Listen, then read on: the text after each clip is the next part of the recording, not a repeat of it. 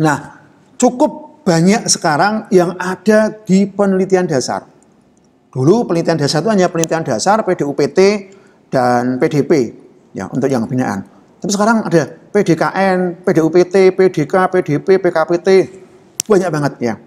Nah ini justru ini nampaknya karena pandemi kemarin 2020-2021 itu dana itu bener-bener kalau orang Jawa bilang itu dipeletek ya, tidak dikeluarkan banyak.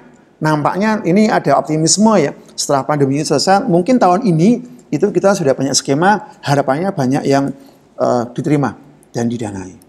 Sehingga muncul skema-skema seperti ini. Tetap ada 3, dasar, terapan, dan juga penelitian pengembangan. Khusus yang pengembangan, karena mungkin animonya nggak begitu banyak ya setiap tahun, jadi hanya ada 1. Untuk yang terapan ada 2, khusus yang kompetitif nasional dan juga yang unggulan perguruan tinggi. Nah, Bapak Ibu, sebelum nanti Bapak Ibu, terutama yang akademik, jujur ini akademik belum dibuka ya, belum dibuka dalam artian untuk jadwalnya, deadline-nya itu belum resmi di-launching, diumumkan oleh kementerian.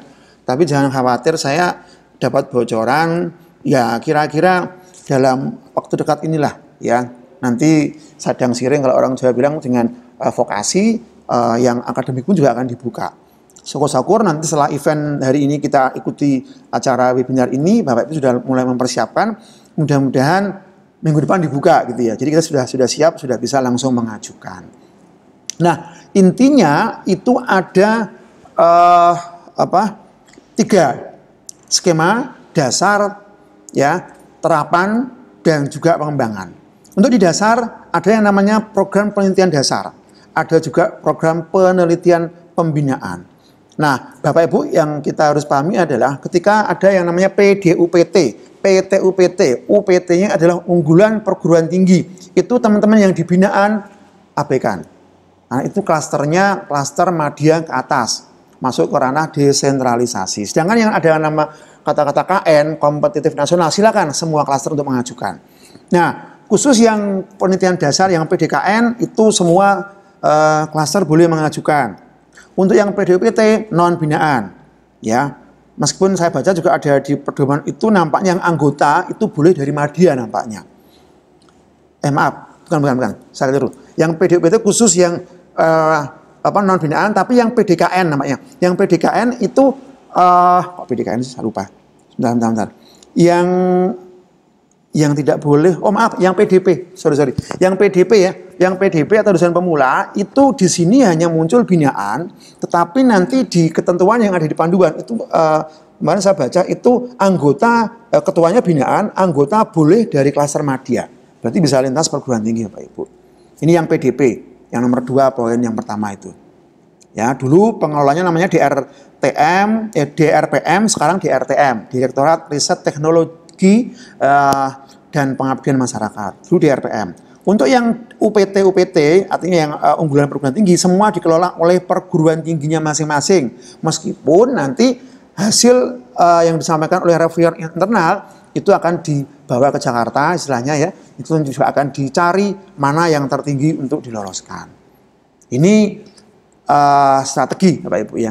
Kemudian yang berikutnya yang masih dasar itu ada yang namanya program penelitian pasca sarjana. Ini semua skim boleh ya, atau semua klaster boleh, baik itu untuk utama, mandiri, binaan, dan madya ya.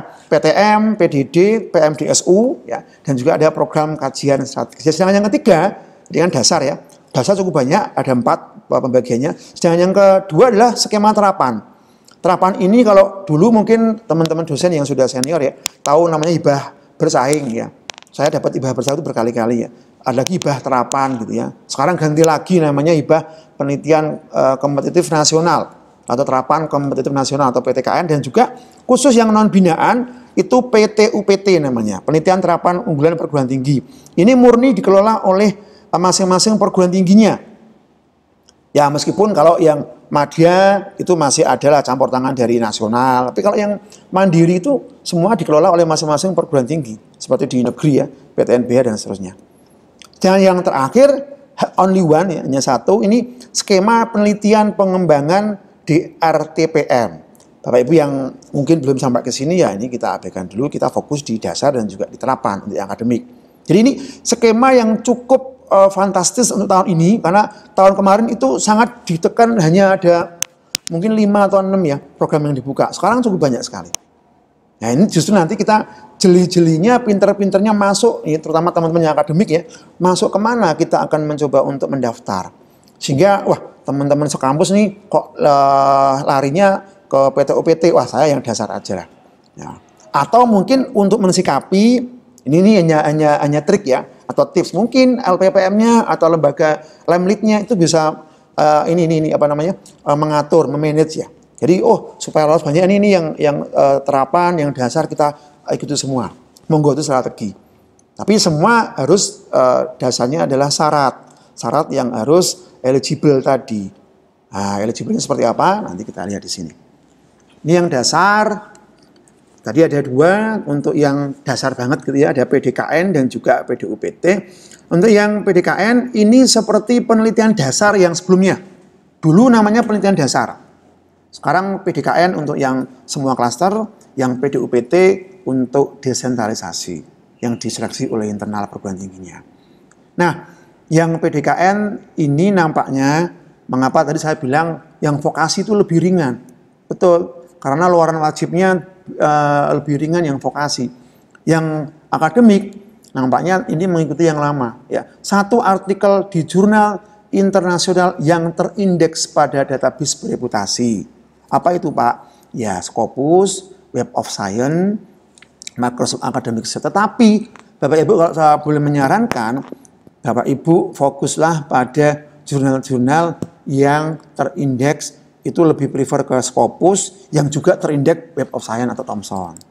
Kalau tidak ya Scopus. Karena apa? Bapak Ibu nanti akan diberikan privilege ya, kemudahan ketika H-index Scopus Bapak Ibu itu di atas 3 ya untuk yang vokasi, sosial humaniora, sains teknologi ya, atau yang 5 untuk sains teknologi yang di akademik itu bisa mengajukan 4. Ya. Tidak ada H-index Thomson. Didikti di Sinutamas yang kita kenal, yang saya baca hanya indeks Scopus. Ini yang mungkin agak harus nanti ke depan harus disamakan ya. Karena memang H-index di Thomson kayaknya enggak ada gitu ya. Atau mungkin belum ada, sehingga yang dipakai adalah indeks Scopusnya. Ini yang inline ketika kita sinkronisasi di profil kita di Sinutamas itu langsung masuk H-indexnya misalnya 6 ya, atau 5 gitu ya. Dan kelebihannya kalau Bapak Ibu nanti luarannya ke Scopus itu Bapak Ibu nanti bisa mainkan teman anggota, Bapak Ibu ketua, temennya adalah anggota, Bapak Ibu itu sebagai first authornya, correspondingnya temennya, anggotanya. Karena syaratnya nanti tidak harus sebagai first author, tapi corresponding pun itu bisa digunakan untuk syarat. Baik itu Java ya, nanti PAK dikti, ataupun untuk eligible dalam pengajuan hibah. Ya, saya bilang tadi untuk PDKN syaratnya agak cukup ini pada database bereputasi jurnalnya atau 1 buku hasil penelitian ber-ISBN. TKT-nya sama 1, 2, 3. Nah, syaratnya ini Bapak Ibu, ya ini masih cukup bisa lah ya. Minimal 2 artikel di database terindeks bereputasi atau, nah ini Jurnal Nasional Sinta 1 atau 2. Sebagai penulis pertama atau corresponding author. Bapak Ibu yang masih newbie ya, atau baru ya, mungkin kalau punya ketua, anggota, ini first author, outputnya ini sebagai corresponding, wah ini sudah sama-sama ini berkontribusi untuk nanti eligible di tahun-tahun berikutnya.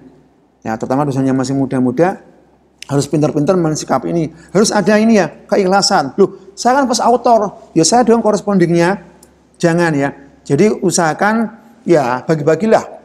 Tapi benar-benar correspondingnya ya harus benar-benar berinteraksi ke ke jurnalnya. Jangan sampai hanya pinjam akun, semua yang nangani first authornya ya namanya numpang peken gitu ya. Ya kasihan juga sih first authornya. Nah ini bisa disikapi dengan strategi. Kalau di kami ini sementara untuk ujian skripsi ya, itu boleh tanpa ujian skripsi, tapi dengan menjurnalkan skripsi ke Sinta. Tapi memang kami acuannya belum ke Sinta 1, 2. Kalau ada mahasiswa yang bisa Sinta 1, 2, kita sebagai pembimbingnya, sebagai correspondingnya, waduh, tahun depan kita sudah bisa mengajukan. Seperti itu. Jadi pinter-pinternya kita untuk mengatur strategi. Karena mau nggak mau syarat eligibilitas dari penelitian, ya ini Bapak Ibu, ketua pengusul memiliki rekam jejak, bukan yang memiliki ngajar tiap semester 60 SKS, enggak ada. Tapi ini yang dipakai. Entah sampai kapan, namun ini kayaknya akan dipakai terus, karena ini juga standar. Jadi dosen itu kalau punya keilmuan ngajar yang bagus pun pasti juga dia akan didukung dengan riset dia yang inline, yang sinergi dengan apa yang dia sampaikan. Ya nanti ada 4 hal yang nanti ada jadi satu satuan yang nanti itu akan berimplikasi atau nyambung dengan apa yang saya sampaikan ini. Kemudian yang kedua ini PDUPT khusus yang non binaan. Jadi ini adalah klaster yang sudah masuk ke desentralisasi murni yang menangani, kalau yang mandiri utama itu kayaknya murni dari perguruan tinggi, karena mungkin banyak perguruan tinggi, banyak profesornya, banyak reviewernya yang bertaraf nasional dan juga internasional, mereka diberikan kebebasan untuk menilai. Ya, untuk yang binaan, no, jangan dulu. Binaan ya tadi yang PDKN dulu aja. Ya pasti akan bergudukan banyak gitu ya, yang pesaingnya di tadi, tapi ya monggo lah, ini karena sudah naik di atas binaan, jadi bisa mengajukan ini. Dan kompetitornya siapa? Teman-teman kita nih di satu kampus. Awalnya kalau sudah diberikan nilai ya nanti akan naik ke persaingan nilai yang ada di nasional. Syaratnya sama kurang lebih ya, satu artikel pengeluaran wajibnya di jurnal internasional terindeks pada database bereputasi. Saya sarankan itu ke Scopus Index, dan juga yang bagus itu begini, jurnal yang terindeks Scopus plus Thomson atau Web of Science itu bagus ya. Kalau enggak, pilih mana Pak? Saya sarankan milih yang Scopus dulu deh.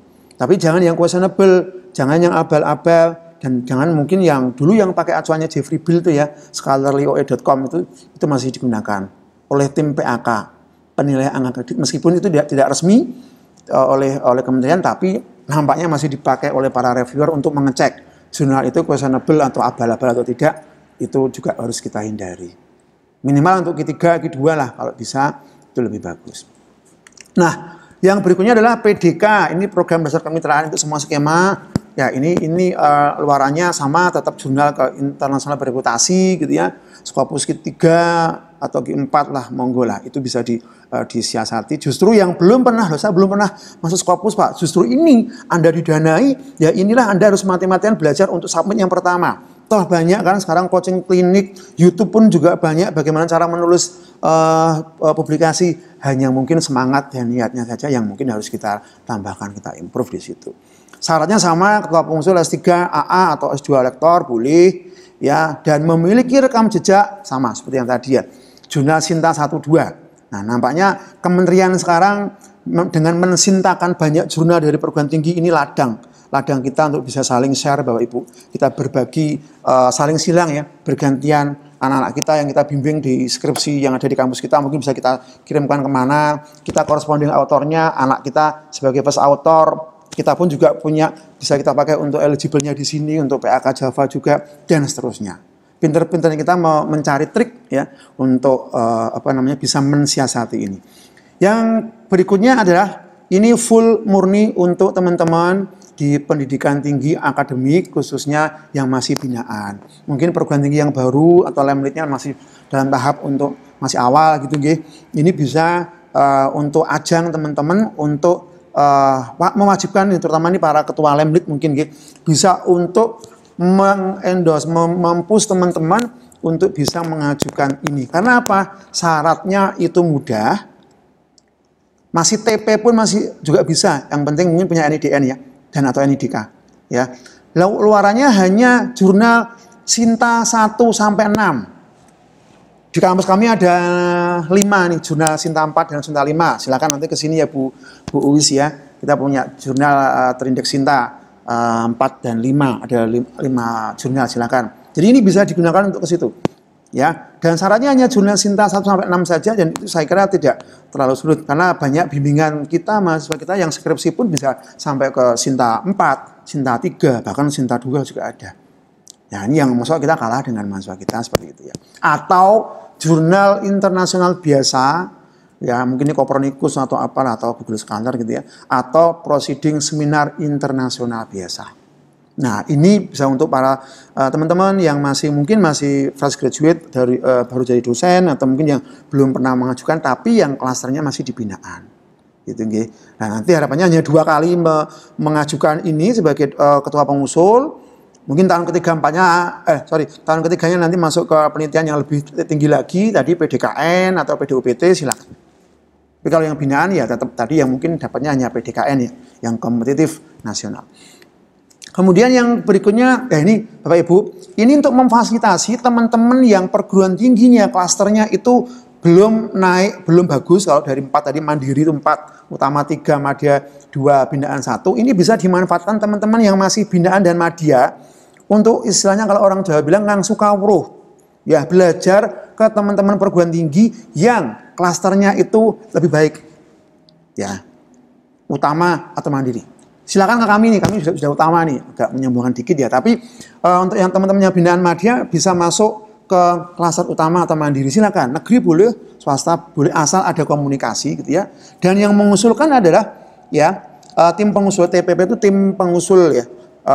Itu berpendidikan S2, maksimumnya lektor, tidak sedang menjabat. Nah, anggota 1-2 orang. Tim TPM-nya, ini mitra itu artinya yang tempat kita belajar, itu klasternya harus di atasnya Binaan dan Madya. Ya, seperti itu. Minimal doktor memiliki 5 artikel di jurnal bereputasi atau 1 KI. Nah, silakan nanti teman-teman yang dokter bisa memfasilitasi ini, bisa sharing bareng, membantu. Terutama teman-teman perguruan tinggi yang sudah Utama dan Mandiri itu bisa membantu teman-teman yang masih Madya dan Binaan. Saling sinergi, ya. Nah, nanti luarannya adalah publikasi ilmiah per tahun di jurnal internasional terindeks Scopus Web of Science ya, atau 1 buku. Jadi gini, kolaborasi tidak hanya dalam satu perguruan tinggi, satu prodi ya, atau satu fakultas, tapi bisa antar perguruan tinggi yang ada. Katakanlah kami di Jawa Tengah, Bapak Ibu di Kalimantan, di Sulawesi, di Papua, di Sumatera, ya, di Bali, silakan. Ini bisa kita manfaatkan. Asal kita kenal aja sih ya, kenal atau mungkin kita mengajukan offering pakai email atau bagaimana kita, atau mungkin dulu mantan apa namanya ex promotor kita atau pembimbing kita ajukan aja. Apakah Bapak berkenan dan seterusnya, itu monggo ya.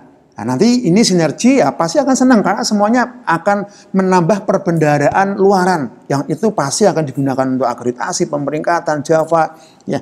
Dan ini sekarang memang ini digiatkan oleh kementerian.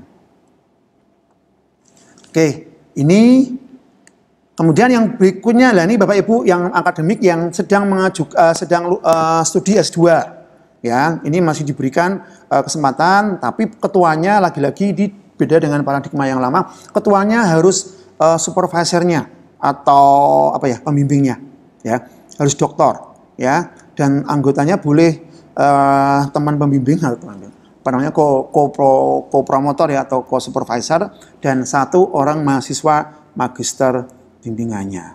Nah, ini teman-teman yang punya program S2 ya bisa mengajukan, atau bagi teman-teman yang sedang S2 bisa. Tapi mungkin jarang ya kalau dosen sudah S2 semua.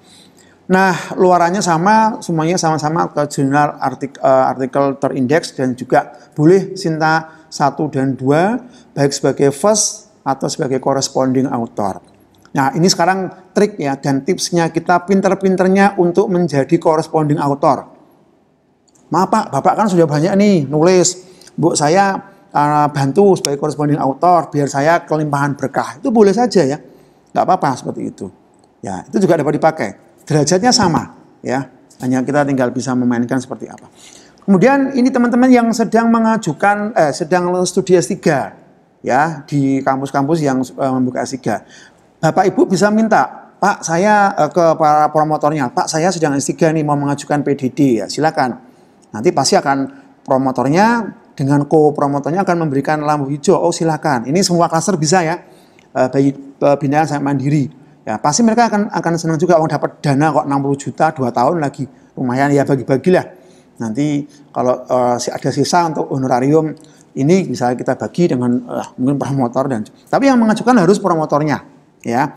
Dulu yang mengajukan dari pengusul atau yang sedang studi, sekarang harus promotornya ya. Dan ini ya harus baik tadi approachment, pendekatan yang ya win-win solution lah ya, bisa sintesis mutualisme, terutama nanti bisa saling membantu, dan ini pasti ada kewajiban juga karena promotor juga senang kalau mahasiswanya dapat hibah dan semangat dan cepat.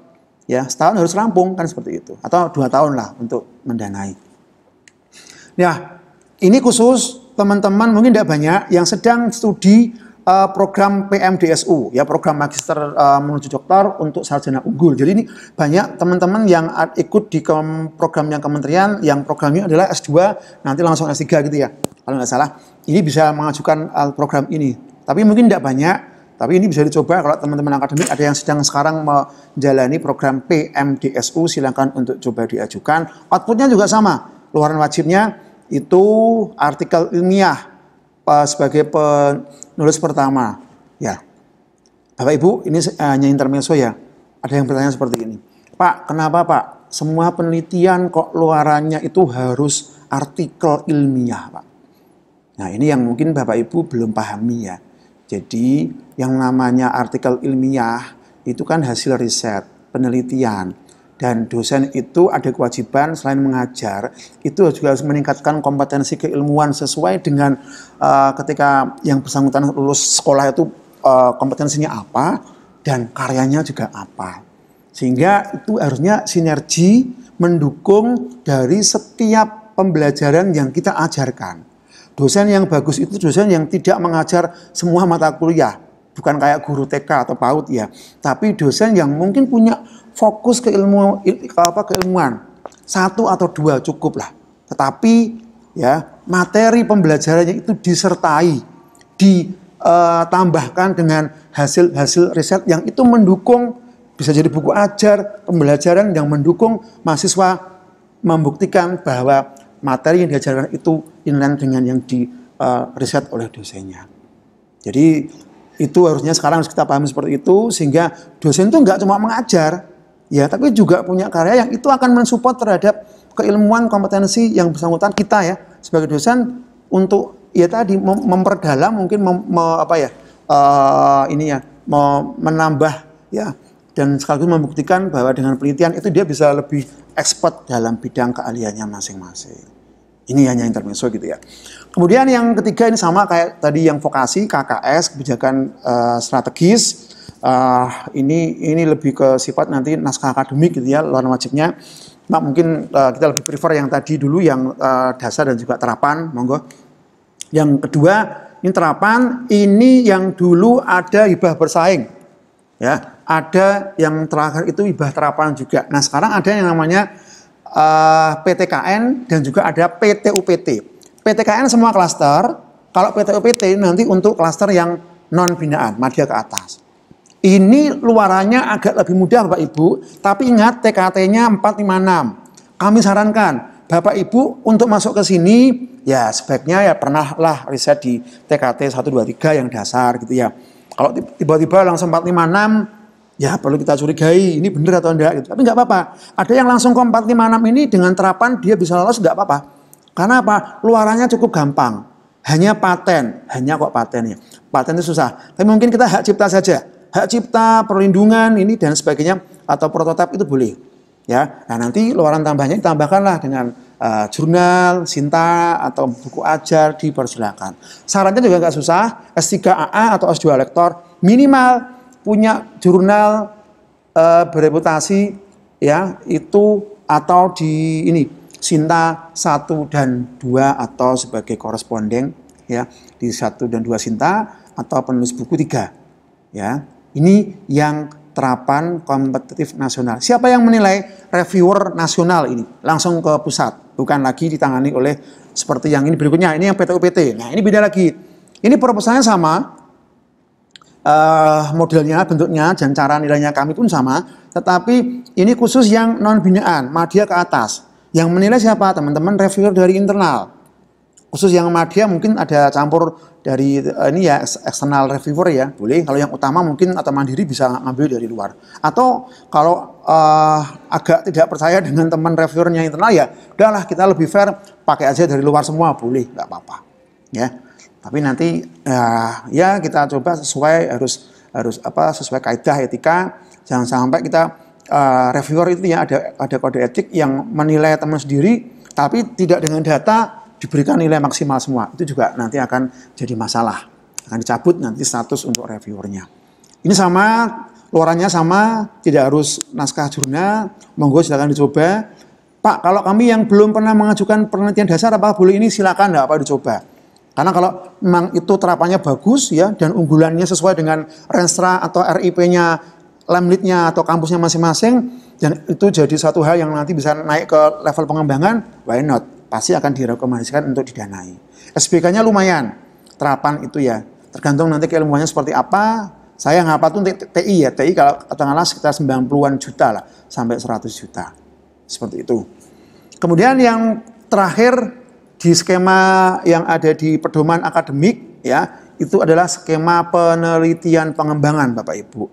Pengembangan itu ya ini levelnya sudah expert ya. TKT-nya tingkat kesiapterapan teknologinya adalah 789. Saya sarankan ini yang sudah pernah dapat dasar terapan dan juga terapan. TKT-nya 1, 2, 3 sudah, 4, 5, 6 sudah, monggo masuk ke 789. Karena ini pasti akan susah untuk pemerintah itu mengagulkan. Karena nggak banyak yang berani mengajukan. Bahkan para reviewer yang para profesor itu pun juga belum banyak berani yang mengajukan. Ya. Karena juga tanggung jawabnya besar juga. Harus ada prototipe, nanti di dunia industri, dan seterusnya gitu ya. Nah, ini cukup memberatkan. Mungkin belum banyak ya yang lari ke sini, tapi harapannya kalau tadi kita bicara mengenai yang panduan vokasi, harusnya yang vokasi nanti lebih ke arah sini. Karena ini pengembangan ini memang benar-benar ke produk yang dapat dipakai di dunia industri. Nah, kita belum bisa seperti negara Korea atau Jepang atau Cina yang memang hilirisasi Lemlit penelitian itu belum sampai ke sana. Bukan belum sampai ya, belum banyak yang sampai ke sana. Rata-rata masih di penelitian dasar. Kita ketinggalan dengan Malaysia dan juga Singapura, Bapak Ibu. Nah, sekarang kita masuk ke sini. Ini fokus kita. Tadi overview sedikit ya tentang panduan akademik dan juga vokasi. Nanti detailnya silakan Bapak Ibu nanti unduh ya panduannya. Nanti bisa nanya ke kita juga, kita akan berikan gitu ya. Intinya kalau proposal penelitian kita itu pengen didanai oleh Kemendikbud Ristek terutama, itu seperti apa?